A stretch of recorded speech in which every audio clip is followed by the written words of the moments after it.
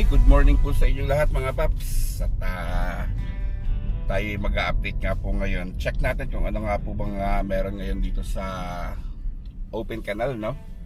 And then later on, maaaring baybayan din natin yung GT Boulevard, no? Sa River Park.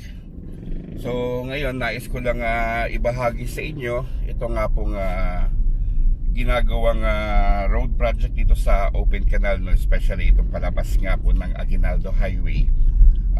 Check natin yung improvement. Wala lang, mabilis ang vlog lang mga paps. Gusto ko lang mapakita sa inyo since nandito na nga rin po tayo. So why not nga po na daanan na rin natin, ano?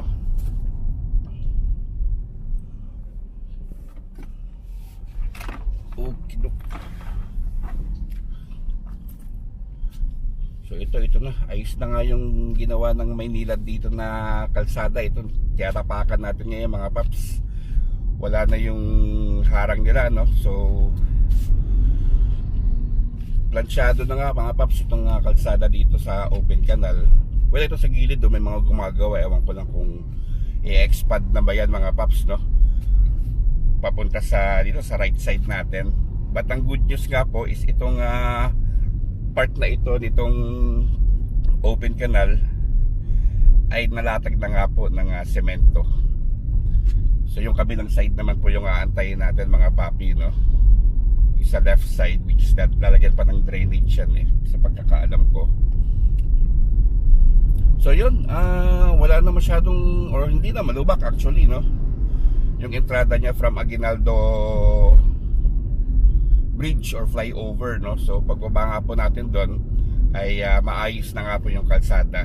Good thing naman at naayos na ito ng Maynilad sa wakas.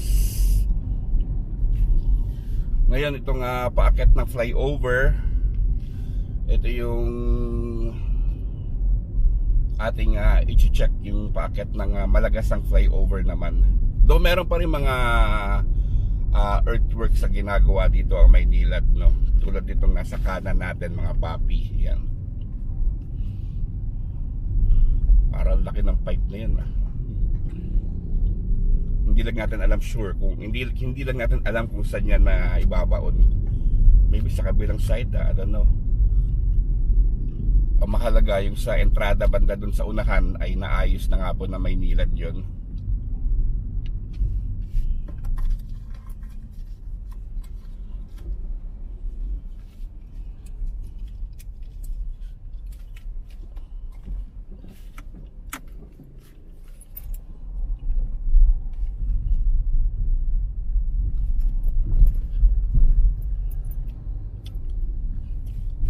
Yung palabas naman ng Aguinaldo Highway yung next na aayusin, no? Yung sa left side natin.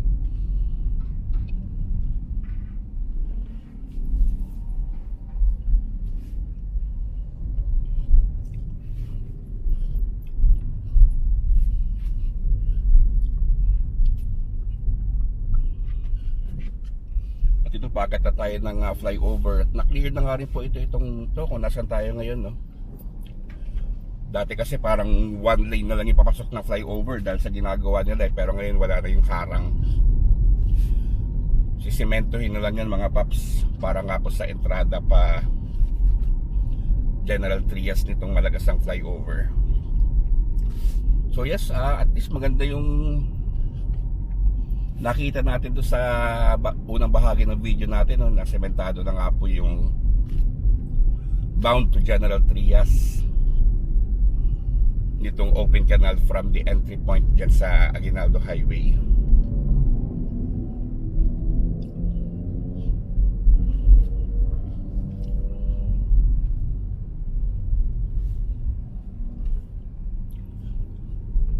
At mukhang i-extend na nga dito yung ito, kita nyo naman, no? Itong center island, no?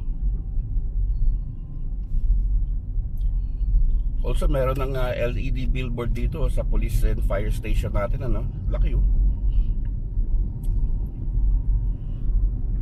Siyempre yung mga upcoming dito tulad ng Shakey's, which is bukas na yan Peri-peri, yan, mga bukas na yan. Meron pa mga ibang establishments na tinatayo, no?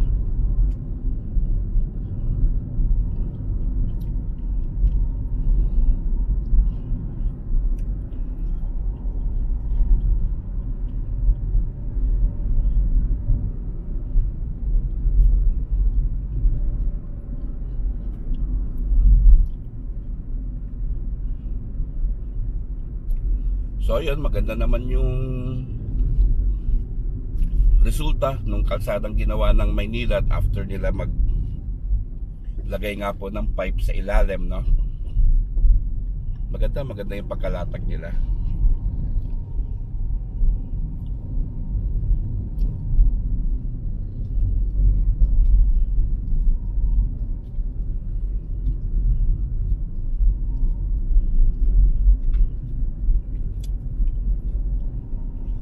Then syempre, yung Calax, no?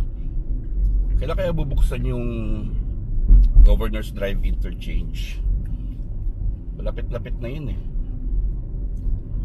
Then after mag-open nun, syempre yung Governor's Drive to Open Canal interchange naman ang susunod, no?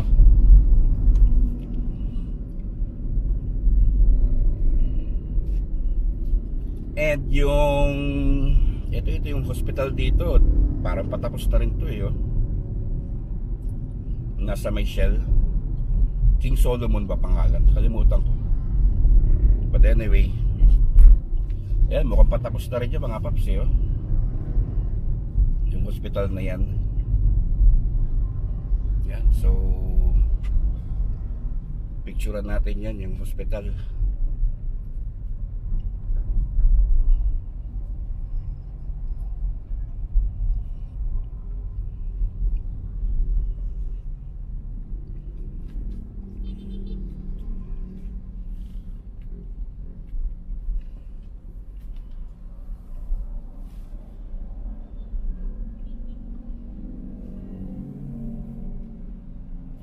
Ayun, so yun na mga paps, sabi ko nga sa inyo, mabilisang update lang ito. Hindi na tayo abot dun sa may intersection ng Arnaldo Highway mga paps, kasi wala pa namang movement doon. Though nag-post nga po si Mayor John Ferrer about dun sa extension nga po ditong Daang Hari, no, up to Tanza, no, sa Barangay Punta mga papi. So yun po yung plano. So later on yan, makikita na natin na ine-expand na yan dyan sa part ng yung sa may Arnaldo Highway intersection, no, yung from Open Canal.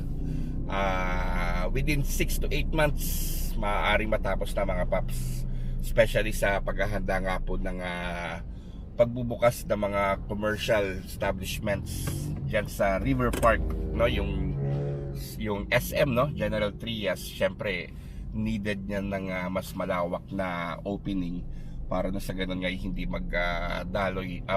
magdulot ng mabigat na traffic.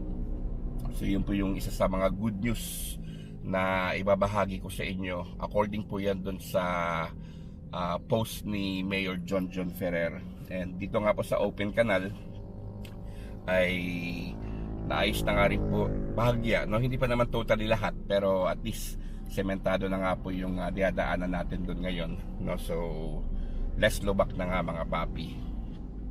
So ano ba bang gagawin natin habang may oras pa tayo? Bitin kasi tayo sa oras mga paps, meron akong lakad eh. Though I guess kaya pa natin mag GT Boulevard, no? Check natin yung improvement dyan sa GT Boulevard ng River Park. And maybe, just maybe mga paps, pagkatapos natin mag GT Boulevard, on a separate vlog na yan mga papi, maaaring bumaybay ulit tayo dito sa Open Canal,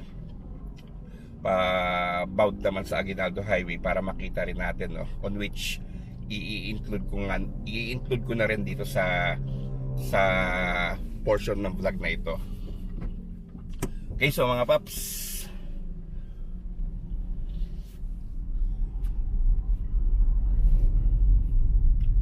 diretso po muna tayong GT Boulevard. Again, papalabas ko to on a separate video.